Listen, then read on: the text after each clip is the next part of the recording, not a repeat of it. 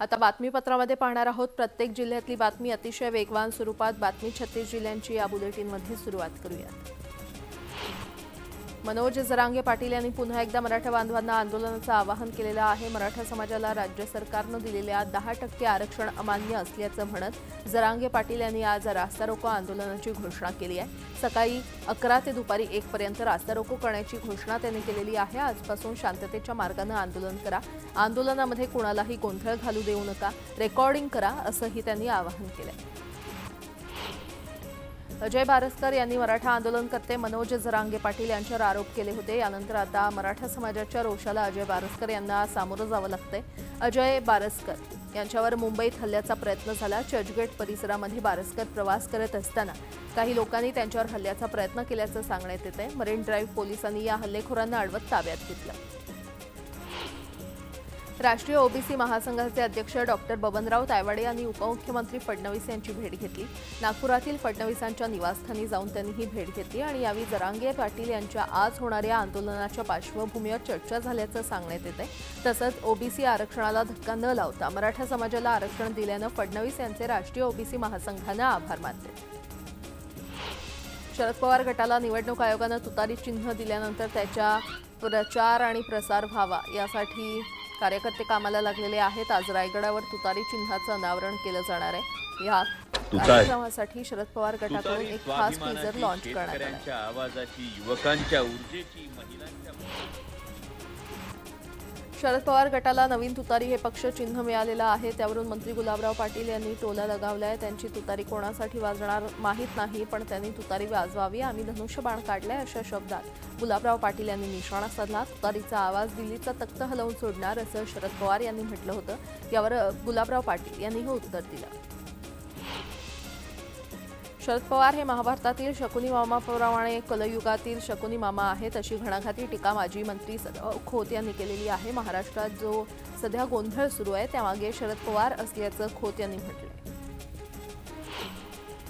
आगामी निवडणुकांच्या पार्श्वभूमीवर दिल्लीमध्ये भाजपची महत्त्वाची बैठक पार पडणार आहे। जेपी नड्डांच्या उपस्थितीमध्ये भाजप मुख्यालयामध्ये बैठकीचं आयोजन करण्यात आलंय। आगामी लोकसभा निवडणुकीच्या पार्श्वभूमीवर ही बैठक होणार असून या बैठकीला सर्व राज्यांचे निवडणूक प्रभारी आणि सहप्रभारी सहभागी होतील। लोकसभा निवडणुकीच्या तयारीबाबत या बैठकीमध्ये चर्चा होणार आहे। महामार्गाच्या कार्यक्रमावरून ठाकरे गट आणि भाजप यांच्यामध्ये वाद सुरू झालाय। कार्यक्रमाच्या ठिकाणी भाजपचे झेंडे लावण्यात आले होते, तर ओमराजे निंबाळकर यांनी या कार्यक्रमावर बहिष्कार टाकला। जनतेच्या पैशातून कार्यक्रम घेतात, मात्र बापदादाची प्रॉपर्टी विकून कार्यक्रम करत असल्याचा आव आणत असल्याचा घणाघात निंबाळकर यांनी कार्यक्रमाचे आयोजक भाजपचे आमदार राणा पाटील यांच्यावर केलाय। मनसे अध्यक्ष राज ठाकरे कल्याण आणि भिवंडी लोकसभा मतदारसंघाच्या दौऱ्यावर आहेत। यावेळी त्यांनी विभागवार पक्षाची ताकद आणि पदाधिकाऱ्यांच्या कामाची माहिती घेतली। तर शनिवारी राज ठाकरे डोंबिवली येथे पदाधिकाऱ्यांची बैठक घेणार आहेत। लोकसभा निवडणुकीमुळे त्यांचा दौरा महत्त्वाचा मानला जातोय।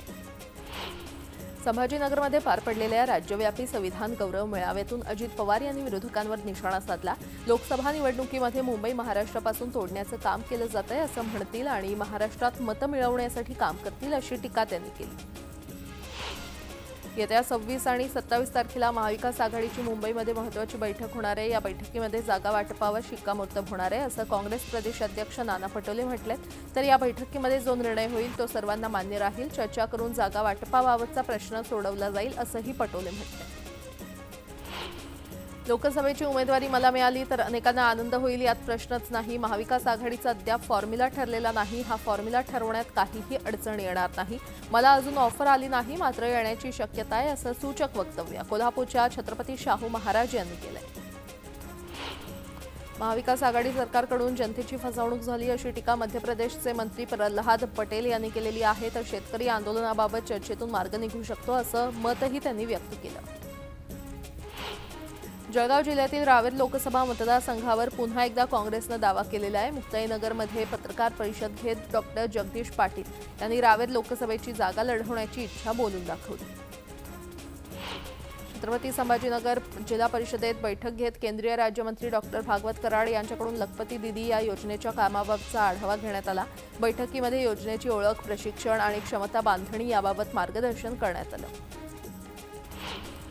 छत्रपती संभाजीनगरच्या गंगापूर येथे पुण्यश्लोक अहिल्यादेवी होळकरांच्या पूर्णाकृती पुतळ्याचं अनावरण झालं। उपमुख्यमंत्री अजित पवार यांच्या हस्ते या पुतळ्याचं अनावरण पार पडलं। सांगलीतील शिराळ्यामध्ये चंद्रशेखर बावनकुळे यांचं जंगी स्वागत करण्यात आलं। यावेळी शहरातून भव्य रॅली देखील काढण्यात आली। लोकसभा निवडणुकीच्या पार्श्वभूमीवर बावनकुळे यांनी कार्यकर्त्यांशी संवाद साधला। म्हाडा कोकण मंडळाच्या 5311 घरांसाठी आज सोडत जाहीर होणार आहे। मुख्यमंत्री एकनाथ शिंदे यांच्या हस्ते ही सोडत काढण्यात येणार आहे। ठाण्यातील गडकरी रंगायतन नाट्यगृहात ही सोडत काढण्यात येणार असून यावेळी उपमुख्यमंत्री फडणवीस, उपमुख्यमंत्री अजित पवार, गृहनिर्माण मंत्री अतुल सावे आदी मान्यवर उपस्थित असतील। सांगली जिल्हाधिकारी कार्यालयासमोर आंदोलन, उपोषण आणि निदर्शनं करण्यासाठी आता नियमावली लागू झालेली आहे। कोणतीही पूर्वपरवानगी न घेता कोणत्याही व्यक्तीला किंवा संघटनेला जिल्हाधिकारी कार्यालयाच्या आवारात आंदोलन करता येणार नाहीये। आंदोलनकर्त्यांनी नियमांचं पालन न केल्यास त्यांच्यावर गुन्हा नोंदवला जाणार आहे। 12वीच्या परीक्षांना बुधवारपासून सुरुवात झाली, मात्र उत्तरपत्रिका तपासणीच्या कामावर कनिष्ठ महाविद्यालयीन शिक्षकांनी बहिष्कार टाकला। शिक्षकांच्या प्रलंबित मागण्या वारंवार आंदोलन करूनही मान्य झाल्या नाहीत आणि त्यामुळे पुन्हा एकदा आंदोलन केलं जात असल्याचं प्राध्यापकांचं म्हणणं आहे। नाशिकच्या पंचवटी परिसरात डॉक्टरवर जीवघेणा हल्ला करण्यात आलाय। जागेच्या व्यवहारातून हल्ला झाल्याची माहिती समोर येते। हल्ल्यामध्ये डॉक्टर कैलास राठी हे गंभीर जखमी झालेत। त्यांना उपचारासाठी रुग्णालयामध्ये दाखल केलं असून त्यांची प्रकृती चिंताजनक आहे। पुणे नाशिक महामार्गावर बर्निंग ट्रकचा थरार पाहायला मिळाला। नारायणगाव जवळ धावत्या ट्रकला भीषण आग लागली। ट्रकमध्ये असलेल्या पत्र्याच्या घर्षणामुळे ट्रकमधील बॅटऱ्यांना आग लागल्याचा प्राथमिक अंदाज आहे। जत तालुक्यातील 65 गावांसाठी नियोजित असलेल्या म्हैसाळ सिंचन योजनेचं काम युद्धपातळीवर सुरू आहे। जत तालुका विधानसभा निवडणूक प्रभारी आणि रस्ते सुरक्षा मंडळाचे संचालक तमनगौड रवी पाटील यांनी ही माहिती दिली आहे। दरम्यान पाण्याबाबत कोणीही राजकारण करू नका असं देखील ते म्हटले। इस्लामपूरमध्ये शेतकऱ्यांच्या प्रश्नांवर शेतकरी कामगार परिषदेचं आयोजन करण्यात आलंय। या परिषदेमध्ये महायुतीतील सर्व घटक पक्षांच्या माध्यमातून शेतकऱ्यांच्या प्रश्नांवर चर्चा होणार आहे। स्वामीनाथन आयोगाच्या शिफारशींची अंमलबजावणी करावी, शेतीमालाला योग्य हमीभाव द्यावा या मागणीसाठी कम्युनिस्ट पार्टीच्या वतीनं पायी मोर्चा काढण्यात आला।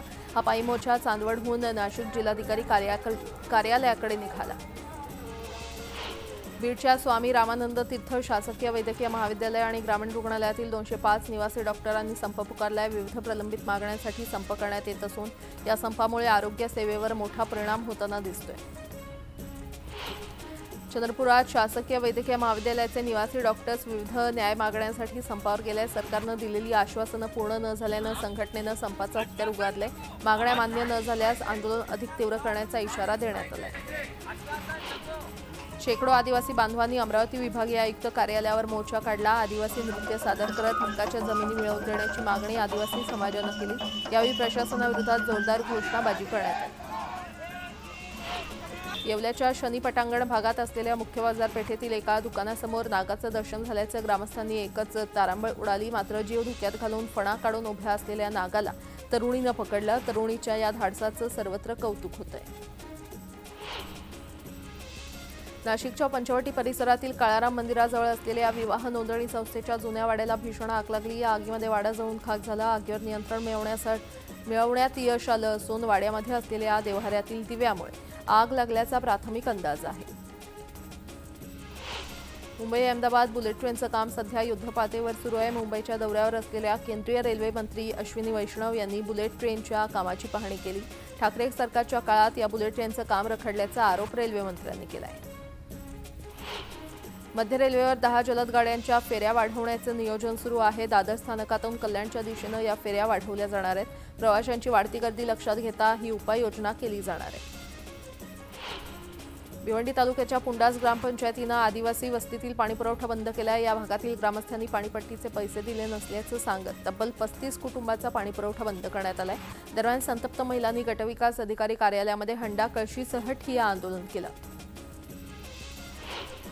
अर्नाळा किल्ला परिसरात जेटीचं काम अर्धवट स्थितीत असल्यानं नागरिकांना बोटीतून धोकादायक प्रवास करावा लागतोय। त्यामुळे जेटीचं काम लवकरात लवकर पूर्ण करण्याची मागणी स्थानिक करतायत।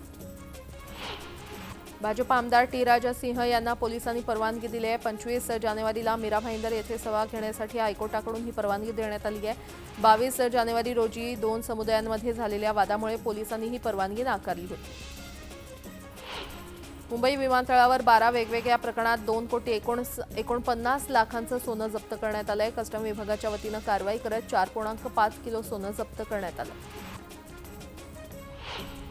इंस्टाग्रामवर रील शूट केल्यानंतर तरुणानं खाडीमध्ये उडी घेतली। डोंबिवली पश्चिमेकडील रेती बंदर रोडवर ही घटना घडली असून अग्निशमन दलाच्या जवानांकडून तरुणाचा शोध सुरू आहे।